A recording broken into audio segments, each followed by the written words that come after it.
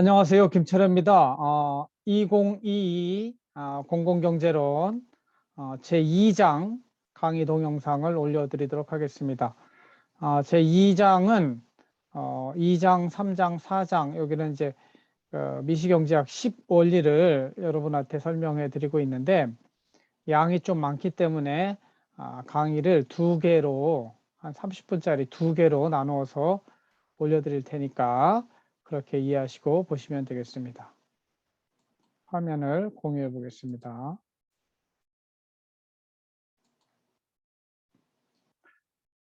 행정학도를 위한 공공경제론 제2장 미시경제학의 기초 첫 번째 시간으로 오늘 다룰 주제는 세상에 공짜는 없다. 두 번째 주제는 합리적인 사람은 한계에서 생각한다. 세 번째 주제는 인간들은 인센티브에 반응한다. 이 세 가지가 제2장의 구성 내용인데요. 오늘 앞쪽 강의에서는 첫 번째 세상에 공짜는 없다. 요거 가지고 한번 살펴보도록 하겠습니다. 경제학의 가장 기초적인 원리는 세상에 공짜는 없다는 겁니다. 그래서 저하고 이번 학기 마치고 나서도 머릿속에 딱 남는 거 하나가 있다면 그것은 김철애 선생이 가르쳐 준 거는 세상에 공짜가 없다는 거야. 그렇게 기억하시기를 저는 바람하지 않습니다. 공짜란 무엇일까요? 국어사전에 공짜, 표준 국어 대사전을 찾아보면 이렇게 나옵니다. 힘이나 돈을 들이지 않고 거저 얻은 물건, 비슷한 말로는 무료, 무상, 반대말로는 유료 이렇게 이야기를 합니다. 영어 사전에는 메리엄 웹스터 사전을 free 이렇게 찾아보면 not costing or charging anything 비용을 요구하지 않는다는 거죠. having no obligation as to work or commitment 어떤 의무나 책임이 없는 거예요. 이런 거를 free 이렇게 이야기한다는 거죠. 우리는 정말 공짜를 좋아합니다. 공짜 안 좋아하는 사람 있어요? 누구든지 공짜를 좋아하는데 공짜 점심은 없습니다. 그래서 이 오른쪽 그림을 보시면 There's no such thing as a free lunch 해가지고 설명이 좀 나옵니다. The idiom There's no such thing as a free lunch means you can't get something for nothing and if something appears to be free, it isn't really. 이디엄이라고 하는 거는 속담 또는 수거를 말해요. 이런 말이 있다는 거죠. 공짜 점심 같은 거는 없어. 미국 사람들이 정말 많이 쓰는 말입니다. 이것이 의미하는 말은 뭐냐면 for nothing, 아무것도 주지 않고 얻을 수 있는 거는 없다는 것이죠. 그리고 뭔가 공짜로 얻었다면 그거는 실제가 아니라는 것이죠. 그래서 이 말을 밀튼 프리드만이라는 경제학자가 썼기 때문에 이 사람이 말한 걸로 좀 이야기가 되기도 하는데 실제로는 그게 아니고 미국의 1800년대 테브런스라고 하는 거 여관을 말해요. 여관에서 보니까 점심 장사가 안 돼요. 그러니까 니네들 점심에 와서 드링크 먹으면 점심은 공짜로 줄게. 이렇게 해줘. 그 점심이 진짜 공짜일까요? 드링크 값에 그 점심값이 포함된다는 것이죠. 우리가 여자들 화장품 샘플 공짜라고 좋아가지고 받아 쓰는데 그게 공짜 개인적으로는 공짜죠. 개인적으로 받았을 때는 공짜지만 전체적으로 볼 때는 사회 전체적으로 볼 때는 그건 공짜가 아닙니다. 누군가 그 비용을 부담해야 되는 것이죠. 그래서 진짜로 공짜가 없는가? 공짜가 있다고도 할 수 있고 없다고도 할 수도 있어요. 그러나 개인적 수준의 공짜는 있을 수가 있습니다. 매주 수요일 날 저녁에 대전역에 가면 공짜 점심을 줘요. 교회나 복지단체에서 나와가지고 공짜 점심. 근데 그게 진짜 공짜일까요? 사회적 수준에서는 공짜가 아닙니다. 사실은 우리가 공기를 공짜로 마십니다. 어떤 때는 물을 공짜로 마십니다. 그러나 그게 공짜일까요?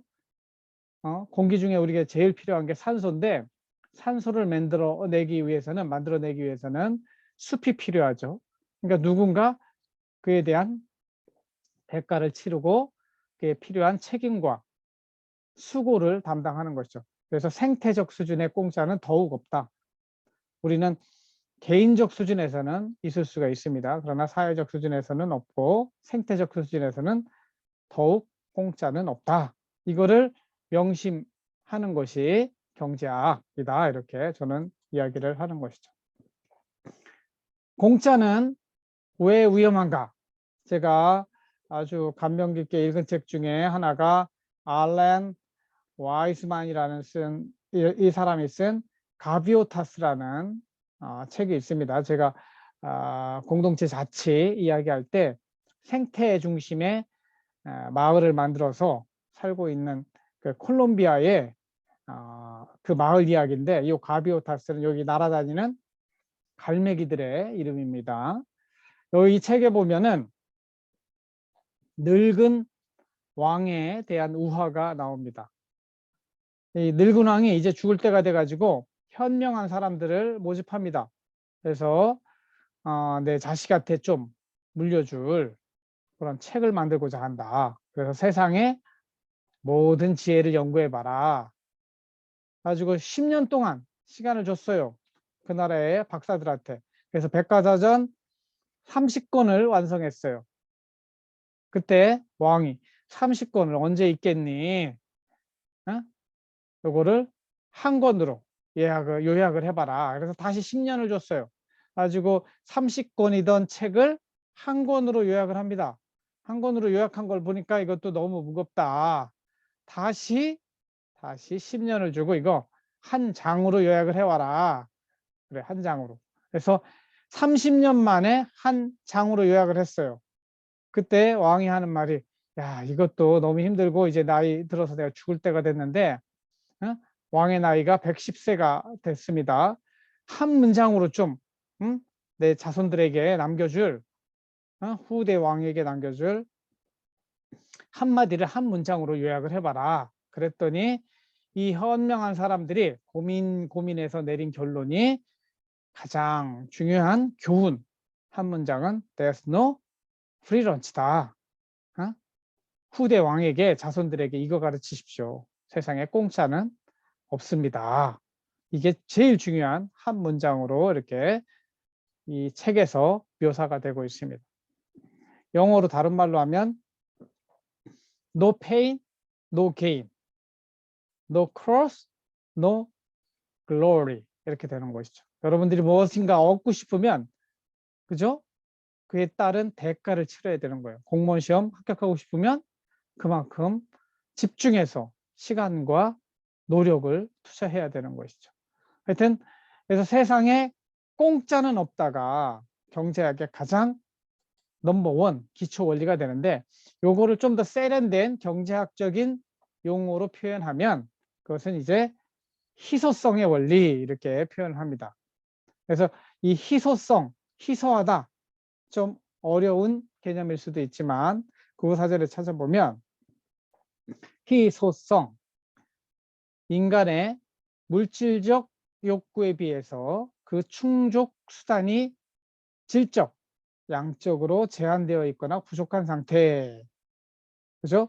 우리가 제일 희소하게 느끼는 게 뭐예요? 여러분 젊은 시절에 필요한데 없는 거, 돈이죠, 돈. 근데 돈보다 더 희소한 건 사실은 시간이에요. 여러분들이 젊은 시절을 살고 있으니까 남는 게 시간밖에 없다 이렇게 이야기하지만 사실은 시간이 지나면 지날수록 이거는 다시 벌 수가 없어요.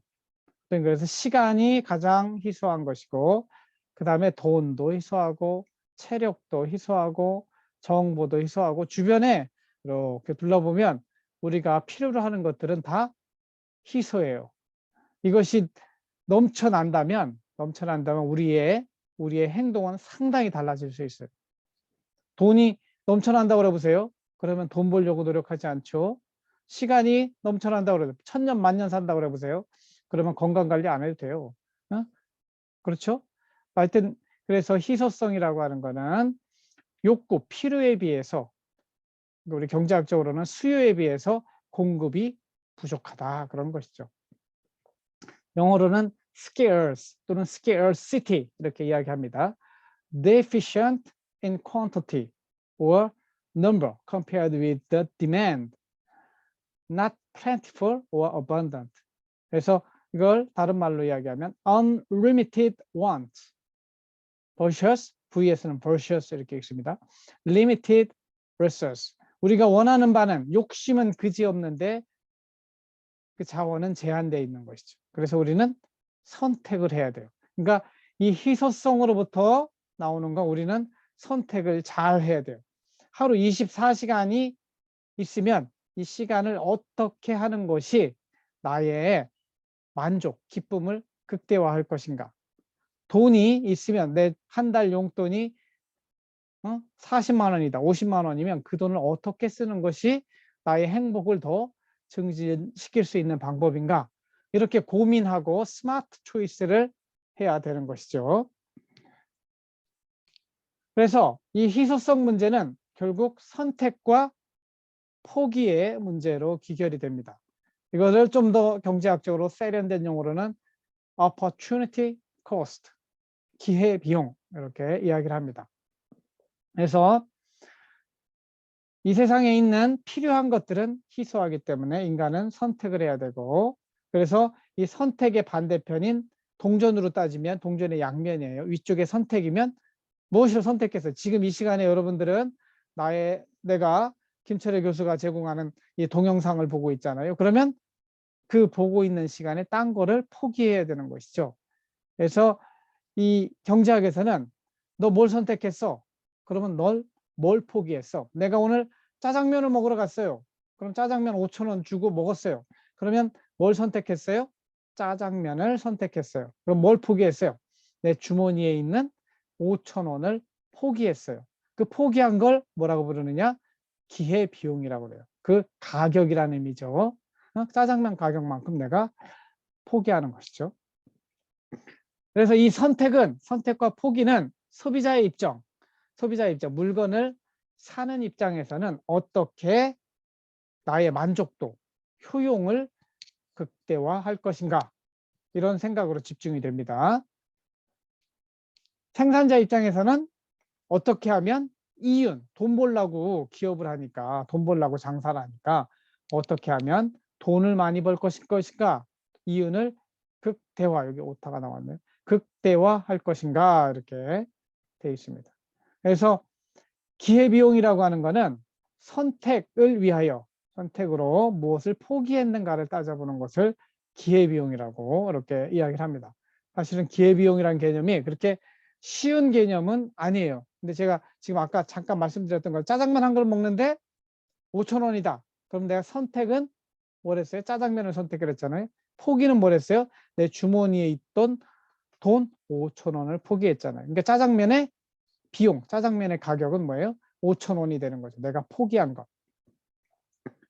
그래서 국어사전에 찾아보면 한 품목의 생산이 다른 품목의 생산 기회를 놓치게 한다는 점에서 어떤 품목의 생산 비용을 그것 때문에 생산을 포기한 품목의 가격으로 계산한 것. 이게 생산적인 측면에서는 이렇게 하는 것이고, 소비의 측면에서는 또 내가 아까 얘기한 짜장면 사 먹을 때 하는 것이고, 이건 생산의 측면에서의 기회비용, 이거는 소비의 측면에서의 기회비용, 이렇게 되겠습니다. 영어로 된 거 읽어보면 the added cost of using resources, that is the difference between the actual value resulting from such use and that of an alternative. 이거는 여러분들이 시간 될 때 자세히 좀 찾아보고 해석도 해보고 그러세요. 그래서 여러분들한테 제가 늘 강조하는 것은, 이제 여러분들이 신입생들이 많은데 대학교에 처음 들어왔잖아요. 그러면 사실은 나는 뭘 선택했는가? 그러면 나는 뭘 포기했는가? 이런 것들을 한번 고민해 봐야 되는 것이죠. 그래서 대학을 한남대학교 행정학과에서 4년간 공부를 하기로 선택한 것은 기회비용으로 따지면 어떤 의미가 있는가 하는 것이에요. 나는 한남대 행정학과에 들어오기 위해 무엇을 포기했는가? 금액으로 따지면 얼마나 될까? 그렇죠? 경제학은 숫자로 환원이 됩니다. 그래서 경제학 공부하는 사람들은 숫자에 강해야 되고, 여러분들 행정학 공부하는 사람들도 숫자에 강하면 상당히 무슨 일을 하든지 유리합니다. 등록금 한 학기에 350만 원, 1년에 700만 원을 써요. 여기다가 4년을 곱하면 거의 3천만 원의 등록금이 들어갑니다. 4년 동안. 그 다음에 여러분들이 대학에 들어오지 않고 여러분들 친구 중에는 바로 취업 전선으로 간 친구들도 있을 거예요.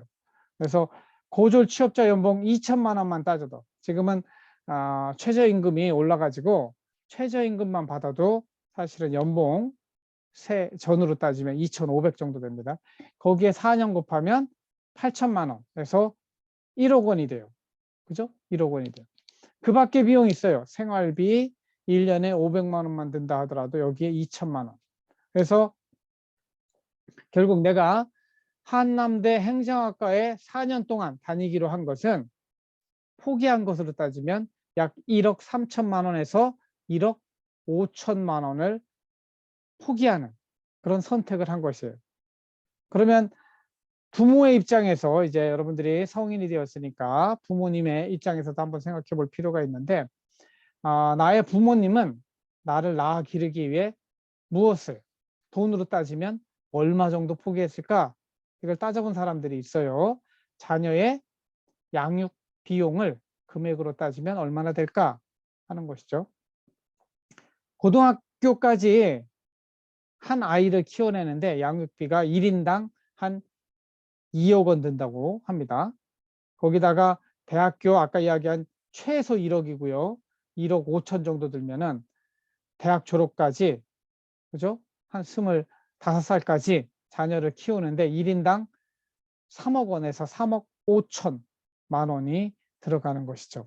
이 이야기는 반대로 이야기하면 부모님이 여러분들을 선택하는 거죠. 아이를 낳아서 기르기로 여러분들을 얼마나 소중하게 이거보다 훨씬 더 소중하게 생각하겠죠. 이거는 최소한이 될 겁니다. 최소한 여러분들이, 부모님의 입장에서 여러분들은 3억 5천만 원 이상의 가치를 가진 존재로 보는 것이죠. 이렇게 인간을 돈으로 따지는 것은 옳지 않지만 한번 따져보면 그렇다 이거예요. 따져보면 부모님이 애를 안 낳고, 여러분들 안 낳고 이 3억 5천 저축해 놨다가 지금 세계 여행을 갈 수도 있고 사고 싶은 거 마음대로 살 수도 있고 그만한 돈이에요. 그런데 여러분을 선택한 거예요. 여러분 부모님들이 여러분 기르려고 3억 원 이상을 포기했다. 그 이야기는 뭐냐면, 여러분들이 이제 대학교 졸업하고 나서 취직을 해서 돈을 벌고 이래서 부모님한테 이 3억 원은 다 갚지 못한다 하더라도 일부라도 갚을 마음을 하고 살아야 되는 거예요. 엄마 아빠 왜 나를 낳았어? 우리 아들이 가끔 그런 말 할 때 마음이 무너져요. 여러분들도 가끔 화났을 때 그런 말 할 수도 있겠지만 사실은 그 부모님 앞에서 진지하게 그런 말 하는 거는 굉장히 조심할 필요가 있습니다. 아무튼 그래서 여러분들이 이 대학을 졸업하고 취업을 해서 월급을 받게 되면 큰 돈을 벌든 작은 돈을 벌든 꼭 한 달에 20만 원씩은 부모님한테 보내도록 하세요. 그래서 한 달에 20만 원 보내면 1년에 얼마 보낼까요? 1년에 240만 원 보내죠. 240만 원. 그렇게 4년을 보내야 겨우 1,000만 원 하는 거예요. 4년을 보내야. 그렇게 다시 곱하기 10. 40년을 부모님한테 한 달에 20만 원씩 이렇게 통장에 넣어드리면 40년 넣어봤자 1억 원밖에 안 돼요. 여러분 취직하고 40년 지나면 부모님들 돌아가실 때가 와요. 거의 여러분들 환갑될 나이가 되니까. 그래봤자 나를 위해서 희생하신 3억 5천에 3분의 1도 못 갖고 가는 거예요. 그러면 어떻게 또 갚을 수 있을까요? 갚을 수 있는 방법은 자녀들을 할아버지 할머니가 되게 해드리는 거예요. 결혼해서 자녀를 낳아서 남은 빚은 당신의 손자, 손녀에게 갚을게요. 이런 마음으로 살아야 되는 것이죠. 물론 지금 여러분들 청년들이 너무 어려운 시대를 살고 있고 직장 구하기도 없고 그래서 제가 늘 기성세대 입장에서 미안한 마음인데 그러니까 여러분 마음속에 사실은 이런 한번 따져보는 게 이게 경제학이에요. 공짜가 없다는 것 그리고 희소성, 선택 이런 부분 때문에 한남대학교에 들어와서 내가 얼마를 포기했는가 그리고 부모님은 나를 낳아 기르기 위해 얼마를 포기했는가 한번 따져보고 나는 부모님한테 이렇게 나중에 갚는다 하더라도 얼마 정도 갚을 수 있을까 이런 것들을 한번 생각하시면 좋겠습니다. 그래서 정리를 하면 제1원리 세상에 공짜는 없다를 정리하는 순간인데 결국 경제학이라고 하는 것은 인간이 선택을 잘 하도록 돕는 학문이 되겠어요. 그래서 이 선택은 항상 포기가 따라요. 짜장면을 먹고 짜장면을 사면 내 돈 5,000원을 포기해야 돼요. 커피숍에서 커피를 먹고 싶으면 커피를 먹는 대신에 내 주머니에 있는 우리 샵 133에 2,500원 하죠. 2,500원을 포기해야 돼요. 이렇게 서로 선택과 포기가 서로 부딪히는 것. 요거를 트레이드 오프. 한국말로는 상충관계 이렇게 부릅니다. 그래서 우리 인간은 제한된 희소한 시간과 돈과 자원을 가지고 살아가기 때문에 항상 합리적인 선택, 좋은 선택을 해야 돼요. 좋은 선택을 하려면 여기서 나오는 5가지 과정이 필요합니다. 첫 번째, 좋은 선택을 하려면 내가 왜 여기에 왔는가? 내가 무엇을 위해서 여기 왔는가? 그걸 목적이라고 하죠. 그래서 맨 처음 시간에 제가 행복을 이야기하는 것이 뭐냐면 인간은 행복하고 싶어서 살아요. 행복하고 싶어서 일하고 행복하고 싶어서 돈을 벌어요. 그러니까 이 나에게 행복이 무엇인가? 소비자로서는 효용이 무엇인가? 기업가로서는 이윤이 무엇인가? 사회 전체적으로 우리 공공 부분에서는 공익 또는 사회 후생은 무엇인가? 이런 것들을 설정할 수 있어야 돼요. 그 다음에 제약 조건을 알아야 되죠. 제가 행복론에서도 이야기했잖아요. 제약 조건이라고 하는 건 내가 선택할 수 없는 것들이에요. 그냥 상상만 하고 꿈만 꾼다고 그 일이 이루어지지 않아요. 경제학은 아주 현실적으로 선택할 수 있는 것 중에 최선을 선택하는 것이지 선택할 수 없는 것 중에 선택하는 게 아니에요. 그래서 선택할 수 없는 자연 질서. 저는 그렇게 이야기했잖아요. 내가 여자가 되고 싶어. 나는 남자가 되고 싶어. 나 이거는 선택할 수 없는 걸로 본다는 거죠. 헌법을 고치는 거라든가 법률 이렇게 이런 것들 제약 조건 하에 사람마다 다를 수 있습니다. 선택할 수 없는 것들 이런 것들은 빼내고 그 다음에 선택할 수 있는 것들 가지고 거기서부터 하는 겁니다. 그 대신 선택할 때 기준을 가져야 돼요. 어떤 기준을 가지고 선택하느냐? 목표를 극대화하기 위한 기준을 가져요. 나는 선택을 할 때 소비자로서 효용을 극대화할 거야. 내가 장사라면 이윤을 극대화할 거야. 이러한 선택의 기준을 가지고 해야 되는 거죠. 그래서 경제학은 기본적으로 이 이윤 극대화, 효용 극대화를 합치면 효율성이라고 불러요. 효율성. 시간을 효율적으로 써야지 돈을 효율적으로 써야지 이렇게 하는 것이죠. 이 목적을 가지고 선택을 하는 거예요. 시간을 선택하고 돈을 선택하고 재산을 선택하고 이렇게 하는 것이죠.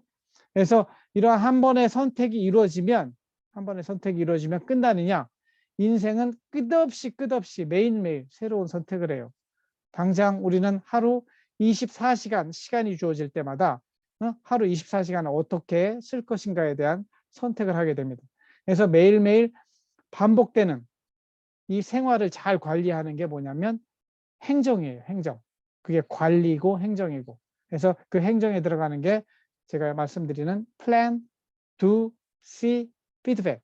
계획하고 집행하고 한번 평가해보고 그 다음에 피드백 그것을 다시 반영하는 것이죠. 그래서 우리 인생은 일신우일신 매일매일 새로운 삶을 살게 되는 것이죠. 또 매일매일 경험을 통해서 이러한 선택을 하기 때문에 learning by experience, 경험을 통한 학습을 우리가 해나가는 것이죠. 그래서 경제학은 그냥 뭐 어려운 한계 비용, 한계 효용 이런 거 계산하는 게 아니고 실제 생활에서 내가 소비자로서 어떻게 행동하는 것이 효용을 극대화해서 잘 선택하는 것인가. 내가 나중에 여러분들 기업가 정신 이런 거 듣는데 그런 수업을 들을 때 내가 만약에 장사를 하게 된다면 어떤 식으로 해서 이윤을 극대화할 것인가. 이런 것들을 한번 생각해 보는 것이고 여러분들은 당장 하루하루 주어진 24시간 그리고 내 한 달마다 주어지는 용돈 그것을 어떻게 잘 쓸 것인가. 어떤 선택을 할 것인가. 어떻게 좋은 선택을 할 것인가. 즉 효율적으로 그 자원을 사용할 것인가를 배우는 것이 경제학이다. 그리고 경제학 넘버1 원리가 세상에 공짜는 없다. 이런 걸 가르치는 것이 경제학이다. 이렇게 이해하시면 되겠습니다. 오늘 2장의 앞쪽 강의는 제1원리만 가지고 하고요. 다음 강의 제가 다시 찍어가지고 2원리, 3원리 가지고 두 번째 동영상 강의를 올려드리도록 하겠습니다. 들어주셔서 감사하고 다음 시간에 뵙도록 하겠습니다. 감사합니다.